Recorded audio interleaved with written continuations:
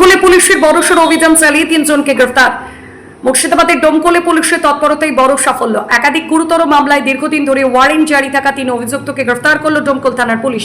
ঘটনা এলাকা জুড়ে চাঞ্চল্য ছড়িয়েছে। গ্রেফতার হওয়া ব্যক্তিরা হলো কুচিমোড়া গ্রামের বাসিন্দা রফিকুল ইসলাম, যিনি গড়াইমারি অঞ্চলের উপপ্রধানের স্বামী, খোসালপুরের বাসিন্দা রুস্তম মণ্ডল, বক্সিপুরের বাসিন্দা ইনায়েতুল্লাহ মণ্ডল ওরফে বাবলু, যিনি পঞ্চায়েত সমিতির সহ সভাপতির স্বামী।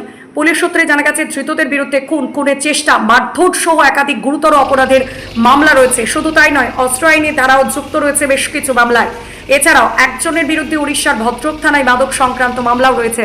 দীর্ঘদিন ধরে এই বিরুদ্ধে গ্রেফতারি পরোয়ানা জারি ছিল। অবশেষে গোপন সূত্রে খবর পেয়ে অভিযান চালিয়ে তাদের গ্রেফতার করতে সক্ষম হয় ডোমকল থানার পুলিশ। উঠছে প্রশ্ন, এতদিন ধরেও কেন গ্রেফতার এড়িয়ে যাচ্ছিল অভিযুক্তরা?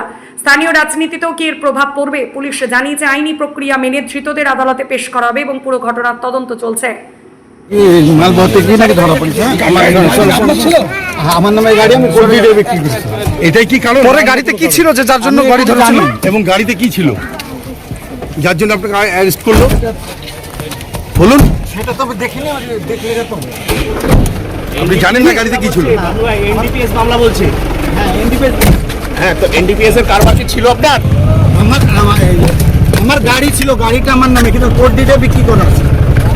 কিন্তু ওটা তো এনডিপিএস বলতে চাইছে, তাহলে আপনার গাড়ির মধ্যে এনডিপিএস ছিল এটা বলতে চাইছে। কি বলবেন? 2013 সালে। এখন গাড়িতে যা ছিল তাই, গাড়িটা আমার নামে। হ্যাঁ।